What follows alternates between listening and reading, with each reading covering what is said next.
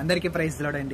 ఈరోజు దేవుని యొక్క వాగ్దానము కీర్తన గ్రంథము 18వ అధ్యాయం 39వ వచనం ద్వారా ప్రభు ఈ విధంగా మనల్ని బలపరుస్తూ చెప్తున్న మాట. దావీదు భక్తుడు అంటున్నాడు కదా ఇక్కడ, నా మీదకి లేచిన వారందరినీ నా క్రింద అణిచివేసితివి. చూడండి, జీవితంలో మనం కొంతమందికి ఎంతో మేలు చేస్తూ ఉంటాం. ఎంత మంచి చేసినా సరే వాళ్ళకి మనకి కీడు చేస్తూనే ఉంటారు. మన మీద ఊరికనే, అది కుటుంబపరంగా కానీ వ్యక్తిగతంగా కానీ లేదంటే వ్యక్తిగతంగా మనల్ని అణిచివేయాలని చూస్తూ ఉంటారు. అయితే వాళ్ళని చూసి మనం భయపడుతూ ఉంటాం. దావీదు కూడా ఇట్లాంటి అనుభవాల గుండా చాలా గుండా వెళ్ళాడు, కానీ దేవుని యందు నిరీక్షణ ఇచ్చాడు, ధైర్యం తెచ్చుకున్నాడు, ప్రార్థన చేశాడు.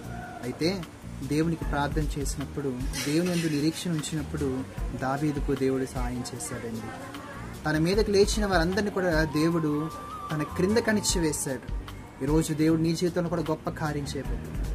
అదేంటంటే, నీ జీవితంలో ఏ యొక్క సాతాను క్రియ అయితే లెగిస్తుందో, ఏ శత్రువు అయితే నిన్ను, నీ కుటుంబాన్ని వ్యక్తిగత ఆర్థిక ఆరోగ్య పరిస్థితుల్లో విజృంభిస్తున్నాడు, పైకి లెగిస్తున్నాడు నేను అణిచివేయాలని, దేవుడు వానినే అణిచివేయబోతున్నాడు. కనుక ధైర్యం తెచ్చుకో, దేవుడు నిన్ను హెచ్చించబోతున్నాడు అని నువ్వు నమ్మకంగా ఉండి ప్రార్థన చేసినప్పుడు ఆయన నీ ప్రార్థనను ఖచ్చితంగా వింటాడు. యథార్థంగా ప్రవర్తించు, ఆయన ఈ శత్రువులు ఎదుట ఆయన నేను హెచ్చిస్తాడు. కనుక ధైర్యం తెచ్చుకో. ప్రభు కృపనికి తోడయుండును గాక. ఈ వాగ్దానం ఈ పట్ల నెరవేర్చబడును గాక.